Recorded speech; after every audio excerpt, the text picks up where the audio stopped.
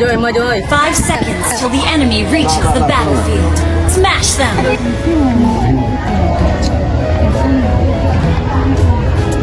Weh, bosan kan deh. Kenapa aku sih? Sedang tadi begini terus Jeki.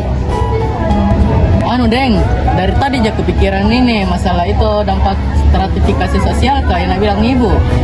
Bagaimana itu Dik? Apakah? Anu dampak-dampak positif sama negatifnya Dik, apa itu Dik? Iya, apa itu di? Betul, ayo pada cari di internet apa-apa dampak negatifnya sama positifnya. Ayo, balik. Gaskan cu. Dampak stratifikasi sosial adalah pengaruh atau akibat yang muncul karena adanya perbedaan status sosial di masyarakat. Perbedaan ini dapat memengaruhi cara hidup, kesempatan, serta hubungan antar individu, baik secara positif maupun secara negatif. Berikut contoh positif dampak stratifikasi sosial. Contoh dampak positif yang pertama ialah mendorong semangat berusaha. Mendorong semangat berusaha adalah kondisi ketika seseorang merasa terdorong untuk bekerja lebih keras, belajar lebih giat, dan terus berusaha memperbaiki kehidupannya.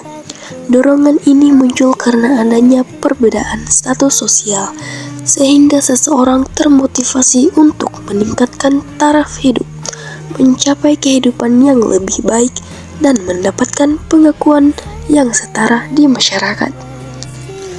Dampak positif yang kedua ialah menjaga keteraturan sosial di dalam keluarga.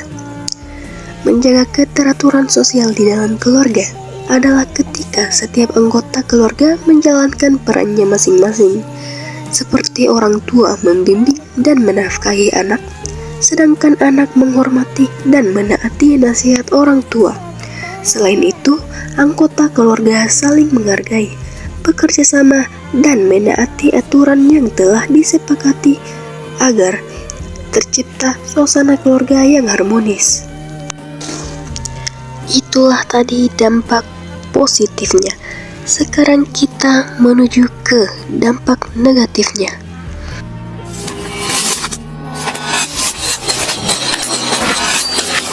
Dampak negatif yang pertama ialah kesenjangan sosial. Perbedaan ekonomi dan status membuat jarak antara kaya dan miskin semakin terasa, sehingga hidup di masyarakat terasa seperti dua dunia yang berdampingan tapi tak saling bersentuhan. Contoh, seperti seseorang melambung antrean atau menyogok dokter agar dilayani lebih cepat. Ini menunjukkan bahwa orang dengan status atau uang lebih bisa mendapatkan kesempatan lebih dulu, sementara yang lain harus menunggu sesuai aturan. Dampak negatif yang kedua ialah diskriminasi dan stereotip. Orang dari lapisan bawah sering dipandang rendah, sementara lapisan atas dianggap selalu lebih benar ataupun lebih mampu. Contohnya seperti seseorang yang tidak sengaja menjatuhkan HP temannya lalu direndahkan. Maaf penyesalan, sengaja Kak. Hal ini menunjukkan sikap memandang rendah orang lain karena perbedaan status maupun kemampuan. Dampak yang ketiga ialah potensi konflik sosial. Potensi konflik sosial ialah ketidakadilan atau perlakuan yang berbeda bisa menimbulkan ketegangan, rasa iri, atau pertengkaran antara individu maupun kelompok. Contohnya seperti seorang murid tidak masuk eligible lalu mengkomplain ke guru.